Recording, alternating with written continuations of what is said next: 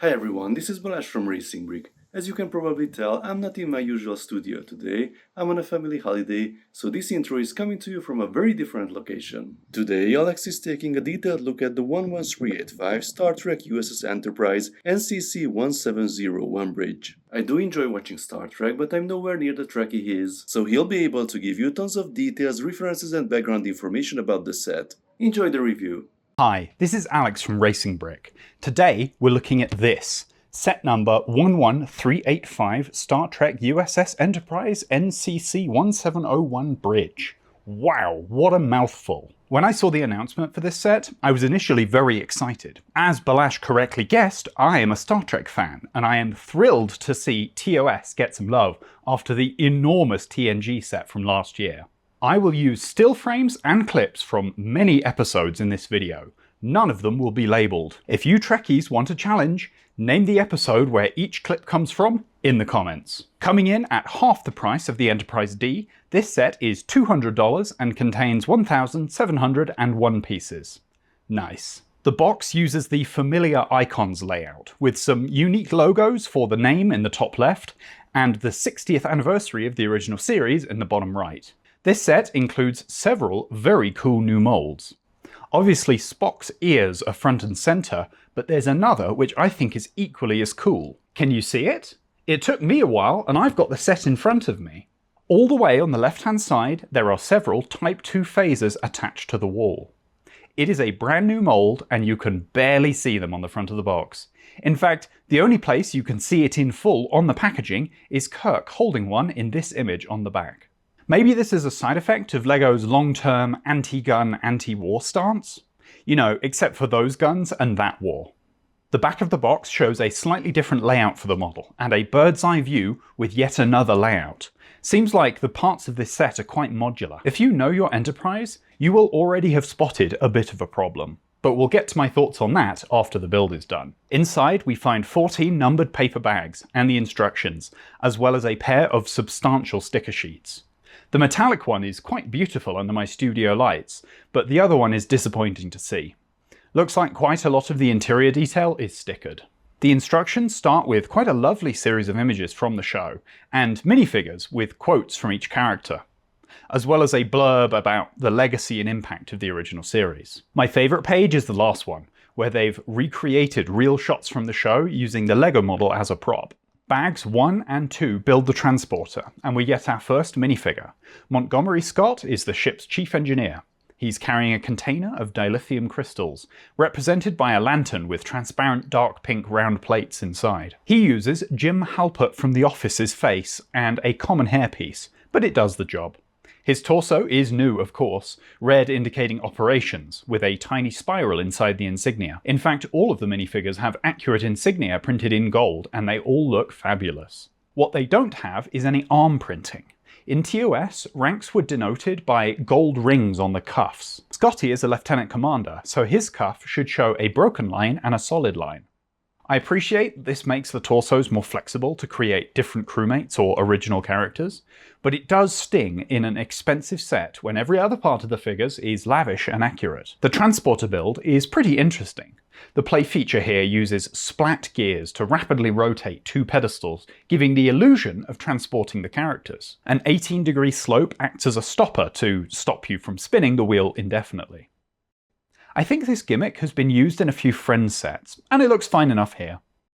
As you can tell, the transporter platform is entirely covered by foil stickers. I actually don't mind these ones, as the effect they give would be impossible to replicate with prints.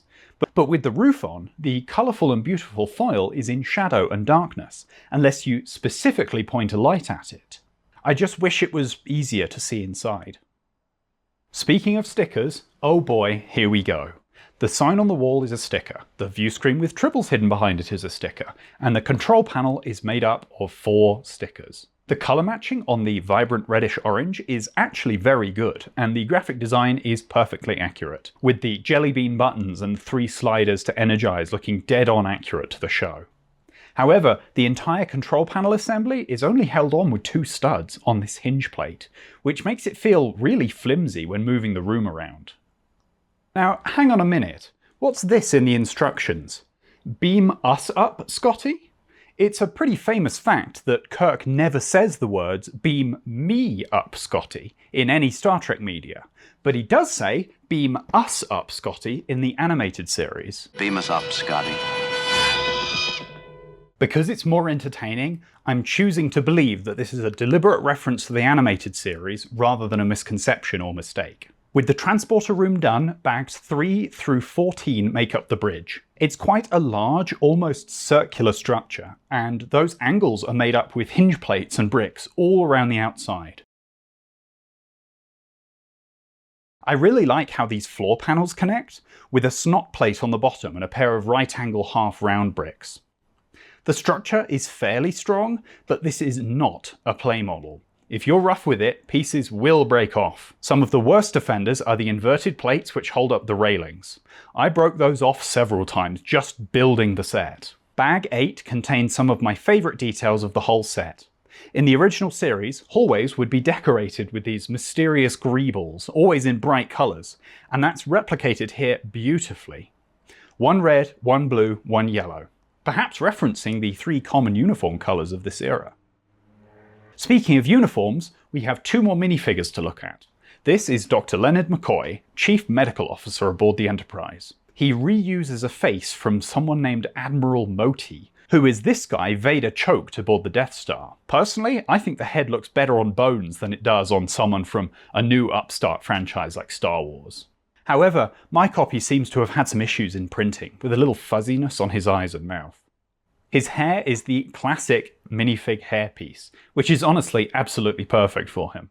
He carries a syringe, which is odd, I think, since in the show he would always use strange, unidentifiable metal objects to perform sci-fi future medicine, as well as a printed tile communicator, which is brilliantly designed. The printing is a little speckly on one of mine, but the layout is perfect and it looks amazing in the hands of the minifigures. Instantly recognisable. The next character is Christine Chappell. She was a nurse aboard the Enterprise and frequently worked directly with McCoy. She has dual moulded and printed legs, though the skin tone could be better. Her head is unique as far as I can tell and has some sharp metallic eyeshadow and vibrant lipstick. Her alternate face is a wider smile with the same makeup on. Her hair is a common piece, but it's perfect here in bright light yellow. She carries a bowl of purple plomeek soup, which she used to try and soothe Spock when he was feeling unwell. Luckily, the set includes a spare purple tile, so you can splatter it against the wall just as Spock did in that episode. After the frames around the bridge are completed, work begins on the consoles and view screens.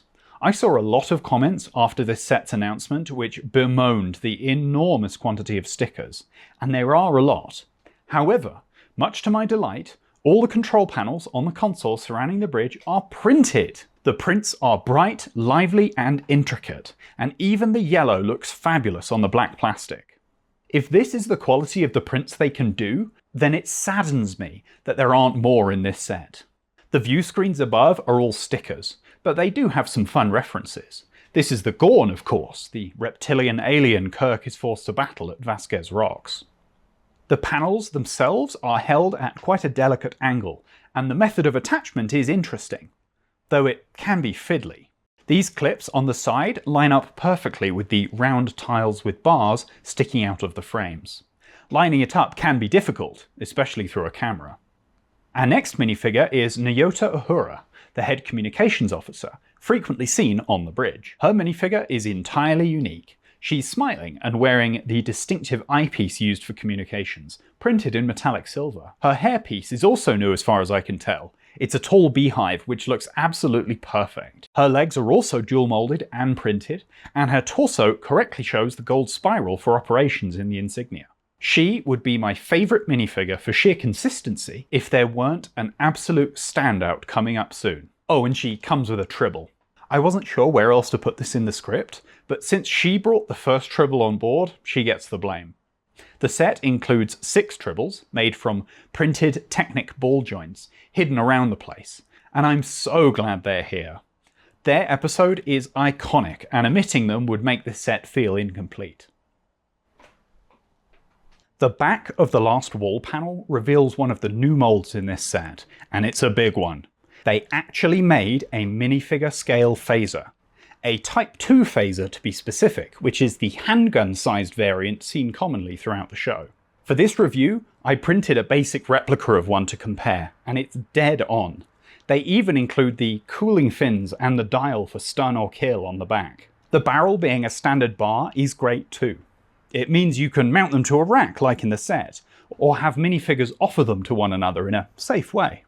This is a brilliant piece, and the set includes 5 of them. I expect these will become extremely popular on the secondary market.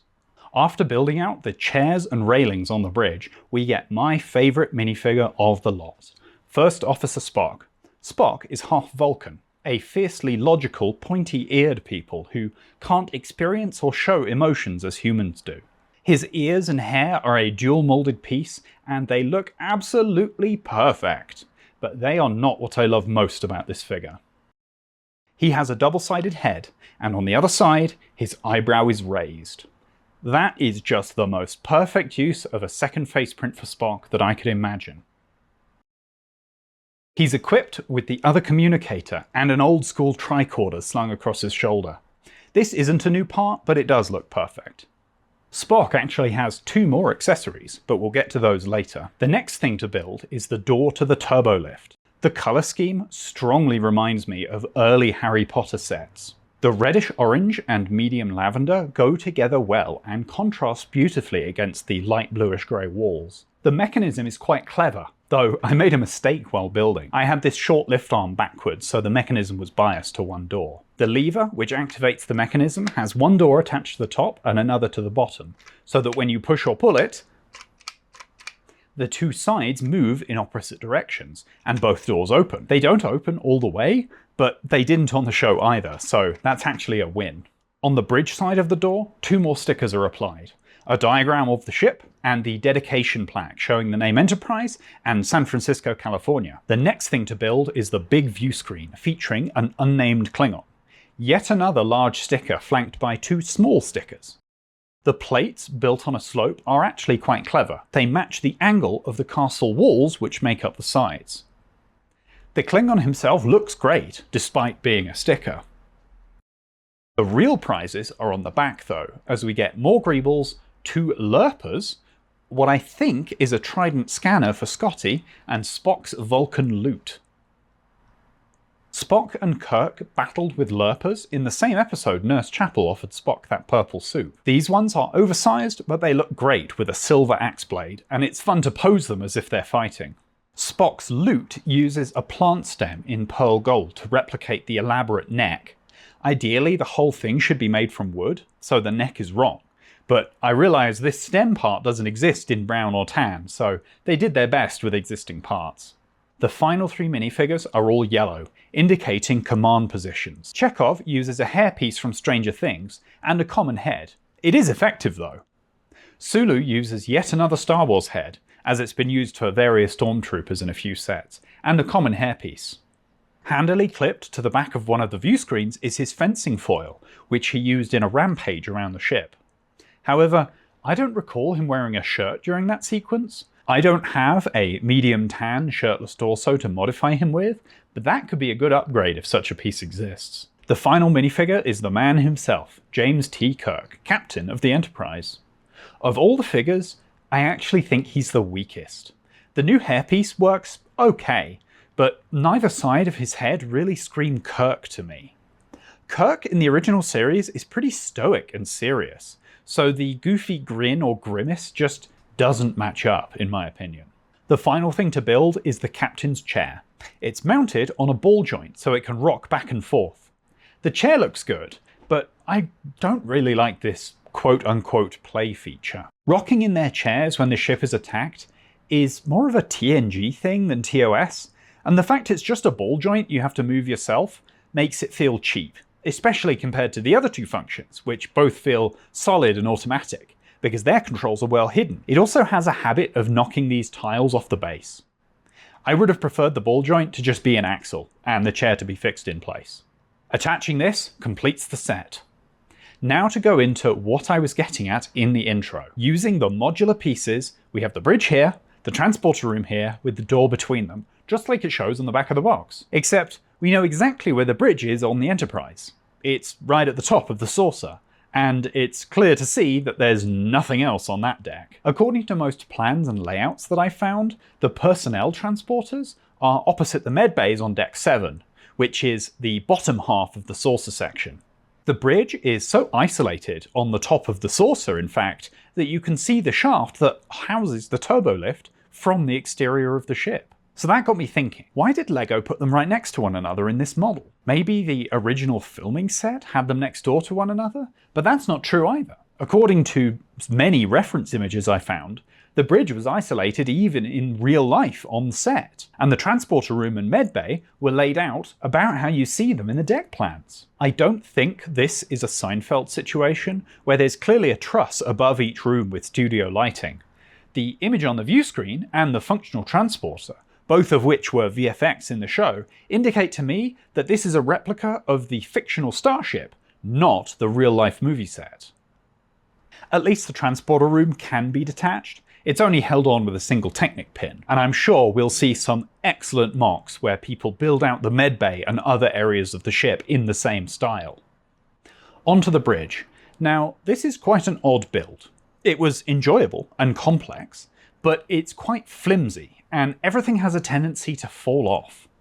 Railings, the chairs, the plates along the ceiling, even where the captain's chair is even mounted is only held on by 2 studs. It's definitely meant for display only. There's also the matter of the floor. I like that it's raised around the edge, but the room is famously round, and in a grid-based building system like LEGO, doing a circle is challenging. There are some studs dotted around to put figures on, and if you really need one in a specific location, the process to move a stud is easy. Despite the density of stickers, there are some brick-built details which I really enjoy. The transparent cheese slope represents the alarm thingy, and if you check under the panel, you find another tribble, and also spares to swap the clear out for a yellow or red if you want your ship to be at alert. Also on the helm and navigator station is a pair of binoculars on a stick, which is a solid replica of the extending weapons scope. Sadly, it can't move like on the show, but it is still very cool. All the stickers and prints are accurate as far as I can tell. I may well be looking at the same reference images and blueprints the graphic designers at LEGO were. Obviously, the prints repeat quite frequently, but that is inevitable and absolutely worth the compromise given how good they look. However, I have some issues with the layout. The view screen is obviously an iconic part of Star Trek, but the necessity of placing it directly in front of the captain means that accurately positioning it blocks the best view of the set, and reveals the backside with all the accessories attached, which just looks ugly. To mitigate this, there is a Technic pin to secure it to the side, but when it's there, it looks strange and out of place. No one on the bridge is even looking at it. I'm not sure I would display it at all, to be honest. The bridge on its own already looks fabulous. Do we really need a floating view screen with a lute and 2 spears on the back? It reminds me of the U.S.S. Hoth set from a few years ago, with disparate parts just floating around. Getting back to something positive, I think my favourite part of this set is the sliding door. The mechanism is beautifully simple, and it works perfectly. So where does that leave us overall then? This set really is highest highs and lowest lows. The minifigures are stellar, especially Spock and Uhura, and the transporter and sliding door functions are fun and effective. There are more prints than I anticipated, there are places to clip on and store every accessory, the new molds are top notch, and it is endlessly fun to imagine the crew beaming up and interacting with various LEGO characters. However, a lot of the detail is stickered. The layout is inaccurate and bloated. It's delicate and difficult to move around, and it costs $200. Also, Kirk looks more like Owen Wilson than William Shatner. Do I recommend that you buy it? I don't know if I can answer that for you. Star Trek is so ingrained into our collective pop culture awareness that your reactions to the initial reveal and promotional images have probably already told you whether you will enjoy the set or not. For me personally, well, I'm a bit of a collector, and to actually want something, it has to look good on a themed shelf. I just don't know if this set, in its totality, meets that target for me. Unlike the Enterprise D, or the Jurassic Park gates, or the Tintin rocket, or the boat from Jaws, it can be difficult to discern what the bridge actually is from a distance. I think this is mostly solved by not displaying the transporter room or the view screen, as the bridge on its own has a pretty distinctive silhouette, and the minifigures do look fabulous on display. But then the value proposition becomes quite jarring. I am but one person though, and your opinion is equally as valuable, especially any long-time Trekkies. I look forward to reading what you have to say about this set in the comments. If you enjoyed this video, give it a like, and subscribe to the Racing Brick if you want to see more LEGO content. I'll see you next time.